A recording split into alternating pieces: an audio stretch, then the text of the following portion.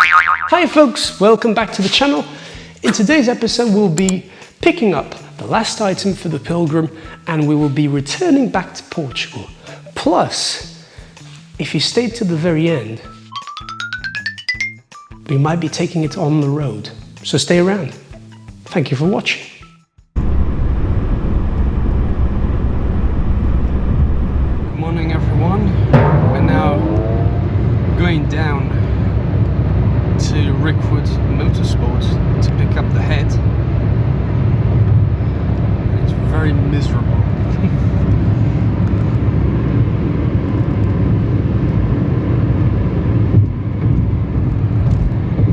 At least the car's cozy. See you later. Sadly, there wasn't a possibility to record at Rickwood Motorsport since we had other engagements that day, plus they were very busy. It is a very crowded workshop full of all sorts of Capris, even a Cobra was there. So we just picked up our Capri GT head, had a quick chat with Rick and went on our way. Just a quick reminder of what work was carried out on the head, like I had mentioned in the previous video. It was sent to be fitted with new valve guides since the engine was drinking oil despite the rebuild many years ago, the conversion to run on unleaded fuel, and gas flowing it. This is the head before. The head was also skimmed and has new valve stem seals. It is fully assembled, ready to go onto the engine. I recommend you guys watching the Car SOS episodes of the Capri RS3100 and the Ultima Mark III just to see the equipment they use to beautifully engineer these engines. So with that, we packed and went on our way back to Portugal. So we left the house around 10:30 in the morning. It was a gorgeous day to travel. And 6 hours later we got on the ferry to St. Malo. It was a very small ferry, but very comfortable.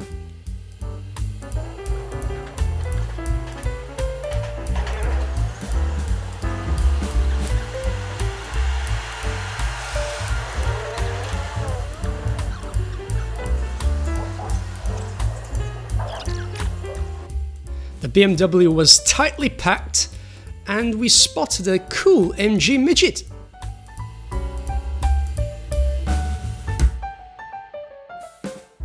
So this is my bedroom.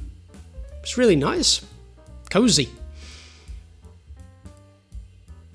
I wish they had given some instructions about the pressure of the water in the shower because that thing went flying that night. Then we went to have dinner and went to bed very quickly because we were gonna hit some proper waves that night during the crossing. So yeah, it was wild. Then we drove back down, long way, to our hotel in Burgos. Had a really nice meal in Spain.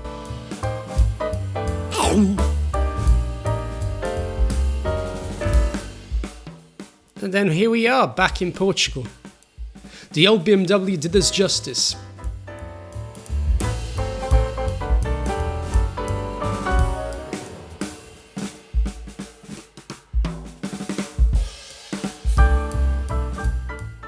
And this is the mileage that we totaled after going from Portugal to the UK and back. The next morning we had a bit more energy and we emptied the BMW. Took about 45 minutes, maybe?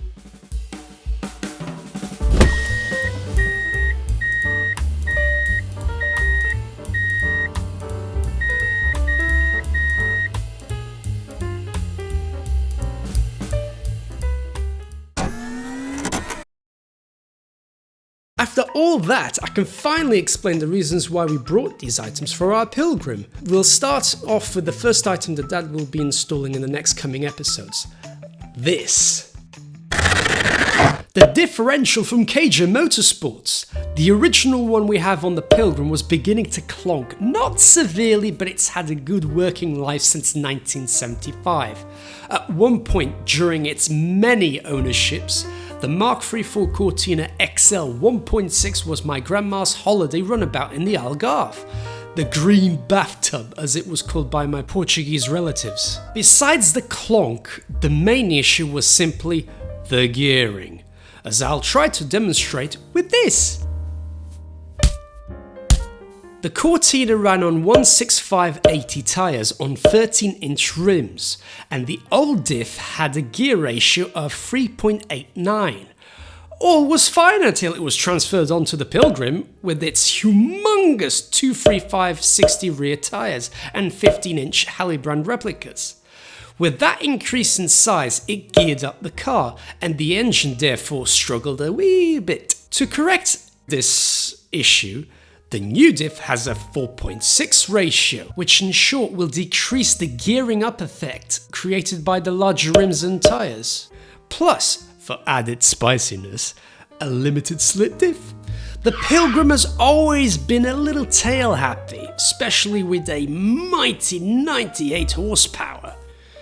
So before Dad starts dismantling the Pilgrim, we went out for a little test on an empty bit of road to record some data before we start the installation episodes.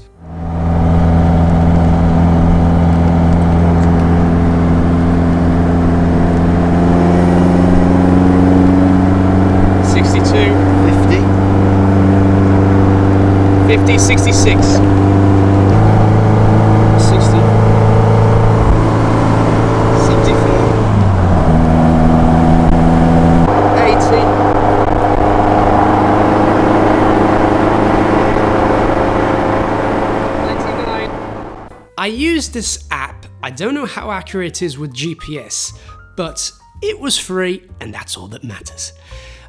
It will give us an idea of what real speed we are doing. Get the revs up. Ready, set, go!